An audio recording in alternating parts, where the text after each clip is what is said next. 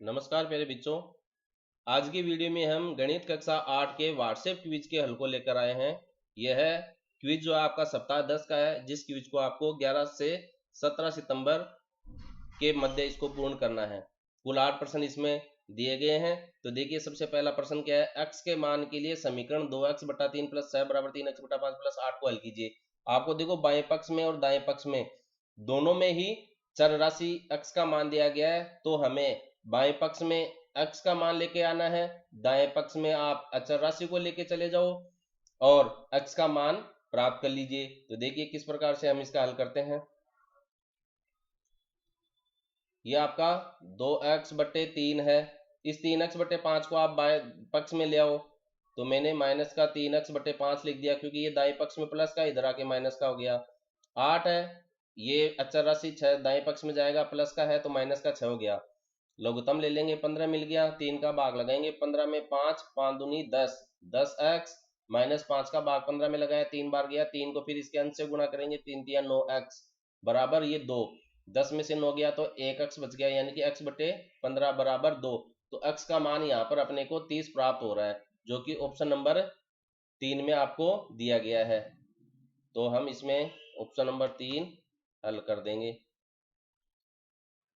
अगला जो प्रश्न आपसे पूछा गया है, 4z माइनस 3 बटा 5 माइनस 2z माइनस 1 बटा 2 बराबर 1 बटा 5 माइनस z। इसका z का मान क्या है, उस सही हल को पता लगाना है। देखिए, ये जो माइनस का चिन्ह है वो इस पूरी संख्या का है, क्योंकि ये बट्टा पूरे का दे रखा है, यानी कि अंश बट्टा है, तो ये एक भिन्न है, तो ये माइनस इसका रहेगा। हम एक काम करते हैं, इस 5 का जो भाग है इसके दोनों पदों में दे देते हैं, यानी कि इसका जो बदला हुआ रूप है वो 4 बट्टे 5 माइनस 3 बट्टे 5। फिर यहाँ ये माइनस का 2z बटा 2 होगा, फिर ये माइनस गुणा माइनस प्लस का हो जाएगा, और 1 बटे 2 बराबर 1 बटे 5 माइनस जेड। अब यहाँ पर सॉरी, ये जेड है, मैंने एक्स लिखा है, ये जेड है, सभी जेड है, एक ही राशि चर राशि है जेड के रूप में। जेड की जो राशि है उनको आप एक जगह पर ले लीजिए, 4z बट्टे 5, ये माइनस का 2z बट्टे 2, तो ये तो एक जेड ही रह जाएगा। ये जेड इधर है तो ये प्लस का जेड हो जाएगा बराबर। अब देखिए, ये दाहिने पक्ष में तो 1 बटा 5 बच गया, इसको आप दाहिने पक्ष में ले जाओ तो माइनस का 1 बटा 2 हो गया, और इधर को इस राशि को भी आप क्या दाहिने पक्ष में ले जाओ, जो प्लस का 3 बटे 5 हो गया, यानी कि चर राशि को बाएं पक्ष में कर लिया, अचर राशि को दाहिने पक्ष में कर लिया है। ये कट रहा है यहाँ पर, तो यहाँ माइनस जेड ही बच रहा है, तो माइनस जेड का मतलब प्लस जेड कट गया, ये एक माइनस का एक प्लस का, माइनस 2 में प्लस 2 जोड़ते हैं तो 0 बचता है, यानी कि ये तो कट गया। अब ये 4z बटा 5 है, यहां से इसका लघुत्तम ले लेते हैं अपन, 5 5 2 का, तो 10 तो यहाँ लघुत्तम मिल जाएगा। दाहिने पक्ष का हल देख रहे हैं, तो देखिए 5 का भाग लगाएंगे, 10 में 2 बार जाएगा, 2 एकम 2, माइनस 2 का भाग 10 में लगाएंगे, 5 बार जाएगा, 5 एकम 5, फिर प्लस का चिन्ह है तो प्लस लगा दिया, 5 का भाग 10 में दिया, 2 बार गया, 2 तिया 6, 5 माइनस का है, 6 प्लस का है, तो प्लस का एक शेष बच गया। इन दोनों को हल करेंगे तो माइनस का 5 तो कट जाएगा, प्लस का 1 बच जाएगा, फिर प्लस का 1 जो बचेगा वो 2 में जुड़ेगा तो 3 बटा 10 बच गया, यानी कि दाहिने पक्ष में से हमें 3 बटा 10 प्राप्त हो रहा है, और इधर से 4z बटा 5 प्राप्त हो गया।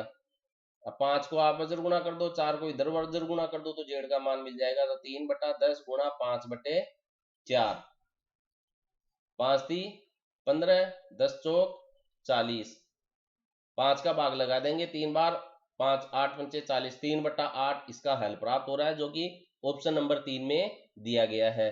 तो ऑप्शन नंबर 3 में 3 नंबर का 3 बटा 8 है, तो इसका हल दे देंगे 3। अगला प्रश्न जो आपको दिया गया है, देखिए, निष्ठा के पास 200 रुपए के 200 नोटों के दुगने से एक अधिक 50 रुपए के नोट है, उसके पास कुल 1850 रुपए है, तो निष्ठा के पास 50 रुपए और 200 रुपए के कितने नोट है।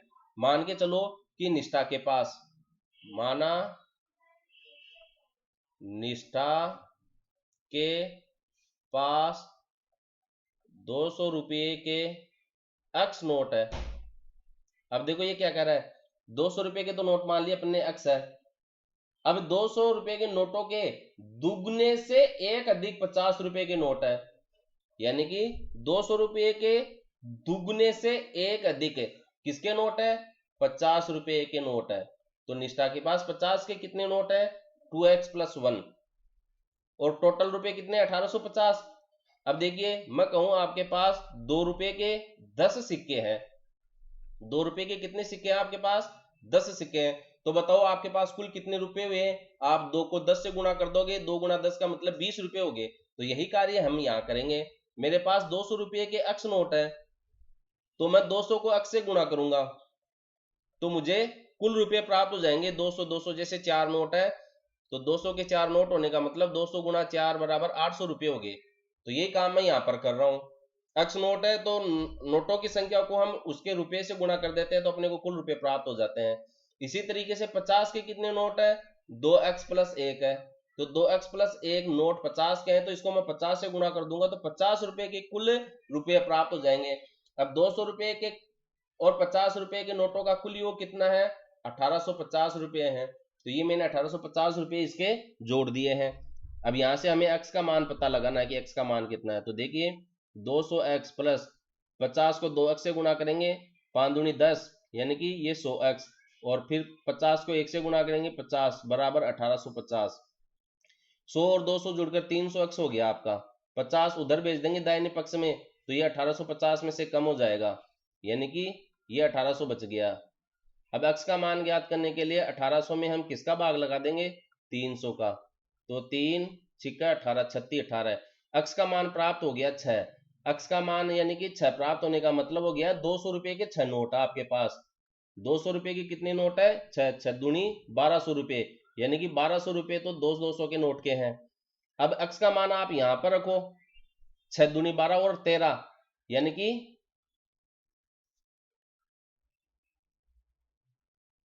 13 नोट आपके 50 रुपए के आ जाएंगे।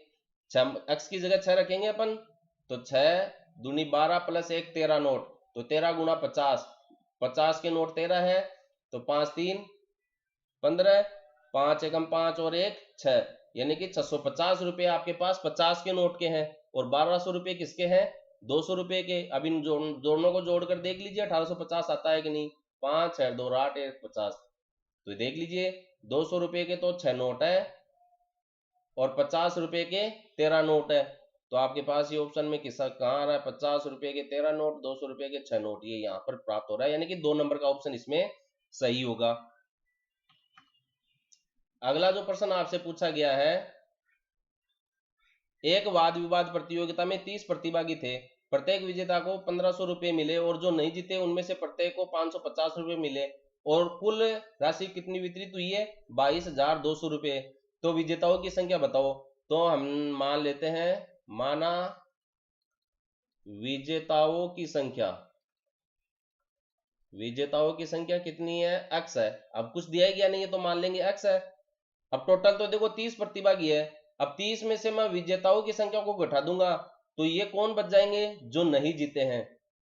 तो जो नहीं जीते हैं उनकी संख्या कितनी हो जाएगी? उनकी संख्या तो 30 माइनस x। अब जीतने वाले विजेता को देखो कितने रुपए मिल रहे हैं? 1500 रुपए। तो मैं 1500 को किससे गुणा कर दूंगा? x से। 1500 को किससे गुणा कर दूंगा? x से। तो जीतने वाले विजेताओं को मिलने वाले रुपए हो गए। अब 550 रुपए किसको मिल रहे हैं? जो नहीं जीते हैं। तो 550 को किससे गुणा कर दूंगा? 30 माइनस x से। तो जितने भी प्रतिभागी है जो जीते नहीं है उनको 550 मिले। जैसे 20 नहीं जीते तो 20 को कुल कितने रुपए बांटे अपन ने? 20 गुना 550, और इन दोनों का टोटल कितना है? 22,200 रुपए। अब यहां से हम x का पता लगाएंगे। देखिए तो ये हो गया आपका 1500x, 550 को आप 30 से गुणा करेंगे तो 30 से गुणा करने का मतलब हो गया 5 3 15, 5 3 15 और 1 16, और ये 550 को आप 3 से गुणा करेंगे तो 16,500 आपको प्राप्त होगा। एक शून्य इसकी, एक शून्य इसकी, तो 2 शून्य तो ये लगा दी। 55 को 3 से गुणा करेंगे, 3 पंचे 15 का 5 हासिल की 1, और 5 3 15 और 1 16, फिर माइनस का चिन्ह 550x बराबर 22,200 हो गया। अब x को तो आप एक जगह कर लीजिए, यानी कि 1500 में से ये प्लस का है ये माइनस का है, तो 550x कम कर दीजिए। 550 कम कर देंगे, घटा देंगे।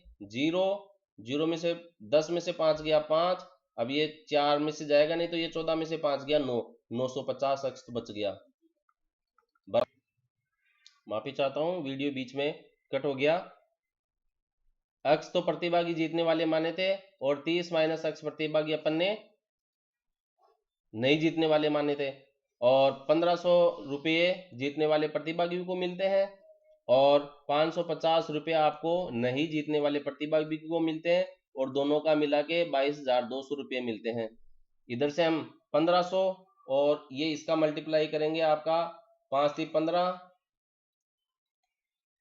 और 16,500 और ये 550 x 22,200, ये हल अपने कर लिया था। वीडियो बीच में कट हो गया, इसके लिए क्षमा प्रार्थी है। देखिए 1500 में से भी हमने 550 को कम किया था, 1500 550, ये 0, 10 में से 5 गया, ये 950 मिल गया था अपने को। तो 950 तो x का रूप में आ गया था, और उसके बाद में ये देखिए प्लस का 16,500 है, तो दाहिने पक्ष में जाएगा तो 22,200 में से 16,500 कम करेंगे, यानी कि माइनस कर देंगे, तो ये 0 0 और 12 में से 5 कम हो जाएगा तो 7, ये एक शेष रह गया था, तो इधर हासिल के ले लेंगे 11, 11 में से 6 गया 5 और ये 0, 5,700, तो इधर बच गया अपना 5,700। अक्स का मान ज्ञात करने के लिए 5,700 में आप 950 का डिवाइड करेंगे। अब इसमें आप 19 का डिवाइड दे दीजिए, 19 5 95 हो गया, 19 3 57, यानी कि 30/5 और ये 5 6, तो अक्स का मान प्राप्त हो रहा है अपने को 6। और अक्स किसको माना था हमने? जीतने वाले प्रतिभागी को अक्स माना हमने, और 30 में से जीतने वाले प्रतिभागी को कम कर देंगे तो 24 प्राप्त होंगे, यानी कि नहीं जीतने वाले प्रतिभागी कितने हैं? 24। तो 6 को आप 15 से गुणा करके उसका गुणनफल लीजिए, और 24 को आप 550 से गुणा करके उसका गुणनफल, और दोनों को जोड़िएगा, जोड़ने पर आपको 22,200 रुपये प्राप्त हो जाएंगे। ये उत्तर की जांच के लिए। तो ये जो पूछ रहा है कि जीतने वाले विजेताओं की संख्या बतानी है, तो ऑप्शन नंबर 4 में आपको 6 दिया गया है, तो हम 6 नंबर का ऑप्शन 4 नंबर का ऑप्शन इसमें सही करेंगे। अगला जो प्रश्न आपको दिया गया है, मनीषा के पास 20, 50, 100 के करेंसी नोटों की संख्या 5, 4, 3 के अनुपात में है। उसके पास कुल 1,200 रुपए की राशि है। मनीषा के पास 20 रुपए, 50 रुपए, 100 रुपए के नोटों कितने नोट है? देखियो कि जब भी आपको नोटों की संख्या का पता लगाना है, तो जो अनुपात आपको दिया जाता है, जैसे 5:4:3 आपको दिया गया है, तो ये 5 का जो अनुपात है वो 20 रुपये के लिए है, 4 का जो अनुपात है वह 50 रुपये के लिए है, और 3 का जो अनुपात है वह 100 रुपये के लिए है। प्यारे बच्चों, ये कैलकुलेशन मैं आपको समझाते हुए कर रहा हूं, इसलिए मैं केवल बोल रहा हूं और लिखने का प्रयास थोड़ा कम करता हूं। तो आप मेरी बातों को समझकर अगर लिखना चाहे तो लिख भी सकते हैं, वीडियो को पॉज कर सकते हैं, और अगर आपको थोड़ा स्लो लगता है तो आप इस वीडियो की गति भी बढ़ा सकते हैं सेटिंग में जाकर। तो 20 रुपए के तो 5 नोट, 50 रुपए के 4 नोट और 100 रुपए के 3 नोट, ये अनुपात में दिए गए हैं, वो टोटल संख्या नहीं बता रहा है, इसलिए हम मान लेते हैं, माना 20 रुपए, 50 रुपए और 100 रुपए के नोटों की संख्या, माना 20 रुपए, 50 रुपए और जो 100 रुपए हैं उनके नोटों की संख्या, नोटों की संख्या। अब इसको हम अक्स से मल्टीप्लाई करके लिख देंगे, ये 5x, 4x और 3x है। 5x ये नोटों की संख्या होगी, ये 20 रुपए के नोटों की संख्या 5x, 50 रुपए के नोटों की संख्या 4x, 100 रुपए के नोटों की संख्या 3x। अब ये देखो नोटों की संख्या प्राप्त हुई है, जैसा कि मैंने कहा मेरे पास 10 के अगर 5 नोट है तो मेरे पास कितने रुपये होंगे? मैं 10 को 5 से गुणा कर दूंगा, 10 गुना 50, 50 रुपये, सिंपल। इसी तरीके से मेरे पास 20 रुपए के 5x नोट है, तो कुल कितने रुपए हुए? तो मैं 20 को 5x से गुणा कर दूंगा, तो मेरे पास 20 रुपए के जितने भी नोट है उनका उनके रुपयों की संख्या आ जाएगी पूरे की, मेरे पास इतने रुपए हो गए। फिर 50 रुपए के 4x नोट है, तो मैं 50 को 4x से गुणा कर दूंगा, तो 50 रुपए के कुल कितने रुपए हो गए? वो नोट, वो रुपए आ जाएंगे, तो 50 गुणा 4x। इसी तरीके से 100 गुणा 3x, 100 रुपए के 3x नोट है, तो नोटों की संख्या को 100 से गुणा कर दूंगा, तो 100 रुपए के नोटों की कुल कितने रुपए हैं वो आ जाएंगे। और ये कितने हैं? ये भी देखिए 1200 रुपए की राशि है, इन सब का योग कितना है? 1,200, जो कि आपको दिया गया है। अब आप यहां से देखिए 5 दूनी 10 का मतलब 100x, 5 चौके 20 का मतलब 200x, और ये आपका 300x, 100 गुणा 3 का मतलब, और टोटल हो गया 1200। ये 2 और 1 3, 600x हो गया आपका 1200। तो यहां से x का मान आपको क्या मिल गया, 1200 में 600 का भाग लग जाएगा यानी कि सॉरी, x का मान अपने को प्राप्त हो गया है 2। अब देखिए x का मान 2 प्राप्त हो गया, तो 20 रुपए के नोटों की संख्या कितनी होगी, 5 गुणा 2 10। तो जो 20 रुपए है उसके नोटों की संख्या कितनी हो जाएगी, 5x, यानी कि 5 गुणा 2 बराबर 10। तो 20 रुपए के कितने नोट है, 10। तो 20 को आप 10 से गुणा करेंगे तो 20 रुपए के नोटों का कुल रुपये मूल्य कितना जाएगा, देखो कुल मूल्य मैं इधर लिख भी देता हूं उत्तर की जांच के हिसाब से, 200 रुपये। 20 रुपए के अपने पास 10 नोट है, तो 20 गुणा 10 का मतलब 200 रुपये, तो ये हो गए। फिर 4x, यानी कि 4 दूनी 8, 8 नोट 50 के हैं। 50 रुपए के कितने नोट है, 8, 8 पंचे 40, 400 रुपये हो गया आपके 50 के नोट के। फिर 100, देखिए 3x, x की जगह 2 रखेंगे अपन, तो 3 दूनी 6, 100 रुपए के कितने नोट हो गए हैं अपने पास, 6, यानी कि 600 रुपये। तो 100 रुपए के हो गए 600 रुपये। अब इन सबको जोड़ के देखो आप, 6 4 10 2 12, 1200 रुपये आ रहा है। इसका मतलब हमने x का जो मान 2 प्राप्त किया है वह एकदम सही प्राप्त किया है। इस प्रकार से हम इन नोटों की संख्या के प्रश्नों को हल करते हैं। तो देखिए 20 रुपए के कितने नोट प्राप्त हुए अपने पास, 10, और 50 के 8, 100 के 6। ऑप्शन नंबर 3 इसमें सही होगा, तो 3 अपन इसमें सही कर देते हैं। अगला जो प्रश्न आपको दिया गया है, राज के पास 1 रुपये के सिक्के और 2 रुपये के सिक्के हैं, यानी कि एक तो 1 रुपये का सिक्का है और एक 2 रुपये के सिक्के हैं। 1 रुपये के सिक्कों और 2 रुपये के सिक्कों की संख्या का अनुपात 8:17 है, यानी कि 1 रुपये के सिक्के का और 2 रुपये के सिक्कों का अनुपात कितना है, 8/17। यदि उसके पास कुल 50 सिक्के हैं, कुल कितने सिक्के हैं, 50। अब इसमें 50 में क्या है, 1 रुपये के सिक्के और 2 रुपये के सिक्कों का योग है, ये सिक्कों का कुल रुपये का योग आ गया है। तो हमें क्या करना है, तो उसके पास रुपये में कितनी धनराशि है, यानी कि 50 सिक्के हैं और वो सिक्के किस अनुपात में है, 8:17 में। तो हमें सिक्कों की संख्या पता करनी है। सिक्कों की संख्या जब हमें पता हो जाएगी तो उसको हम उस संख्या से गुणा कर देंगे। सिक्कों की संख्या पता होने के बाद में 2 रुपए के कितने सिक्के हैं उसको उससे गुणा कर देंगे और उनको जोड़ देंगे, तो राशि अपने को प्राप्त होगी। देखिए 1 रुपये के और 2 रुपये के सिक्कों का अनुपात 8:17 है, तो मानकर चले हम 1 रुपये का जो सिक्के हैं उनकी संख्या कितनी है, 8x, और जो 2 रुपये के सिक्के हैं उनकी संख्या कितनी है, 17x। अब 8x और 17x ये सिक्कों की संख्या है, तो इस सिक्कों की संख्या को जोड़ देते हैं तो योग कितना मिलेगा, 50। तो 8x प्लस 17x बराबर 50। तो 17 और 8 आपका 25x बराबर 50। तो x का मान यहां से 50/25 यानी कि 2 प्राप्त हो गया आपको। अब 2 प्राप्त होने का मतलब हो गया, x की जगह 2 रखेंगे तो 8 दूनी 16, तो 1 रुपये के सिक्कों की संख्या कितनी आ गई अपने पास, 16 है। x की जगह 2 रखेंगे, 17 दूना 34, 2 रुपये के सिक्कों की संख्या कितनी आ गई है, 34। ये देखो 2 रुपये के सिक्कों की संख्या आ रही है।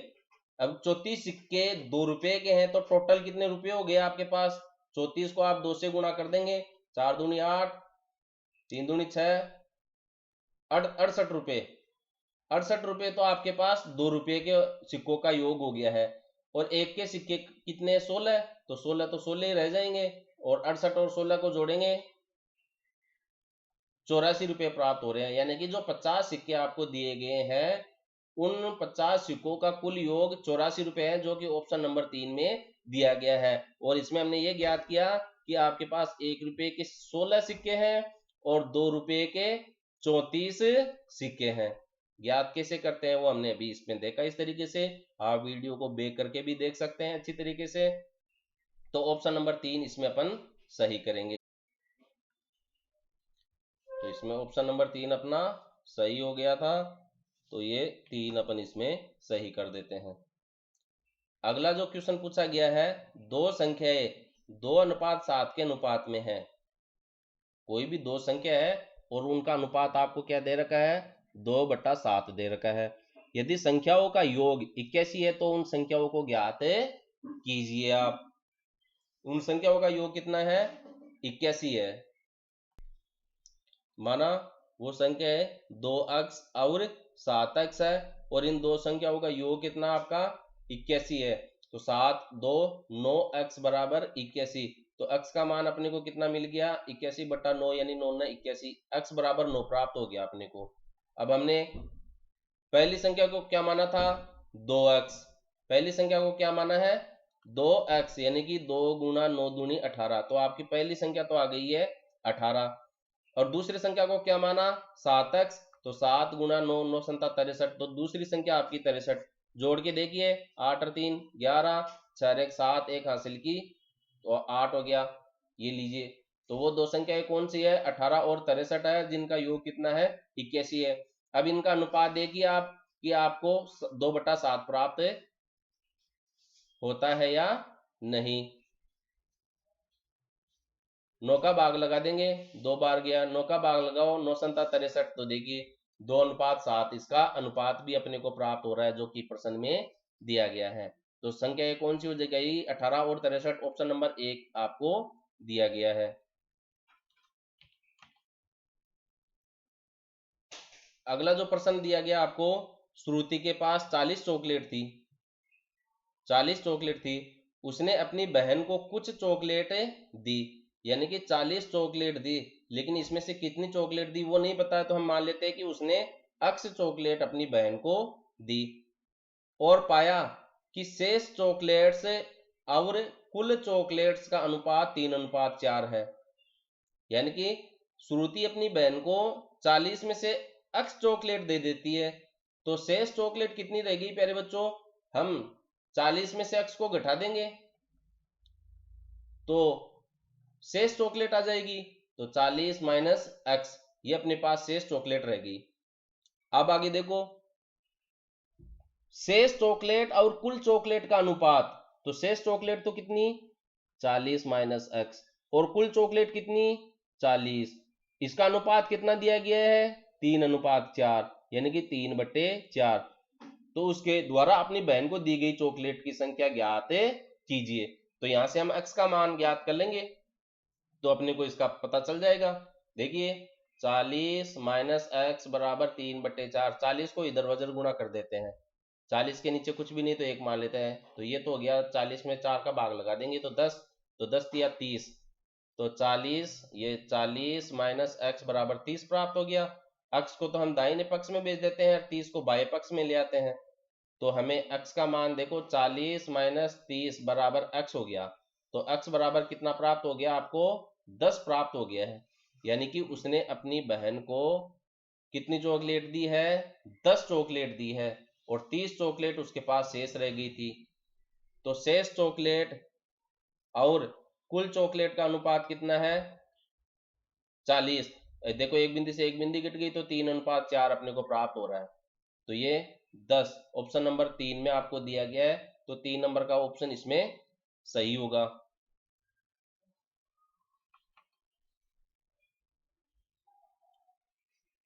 देखिए अपने 8 में से 8 प्रश्न सही हो चुके हैं। उत्तर आपको देखने की आवश्यकता ही नहीं है। अगले वीडियो में हम अगले व्हाट्सएप क्विज के हल को लेकर आएंगे। सीखने के लिए आप हमारे वीडियो को जरूर देखिए, इसमें विस्तार से हर कंसेप्ट को, हर अवधारणाओं को बहुत आसान तरीके से आपको समझने के हिसाब से समझाया गया है। तो वीडियो अच्छा लगे लाइक करें, शेयर जरूर करें। धन्यवाद।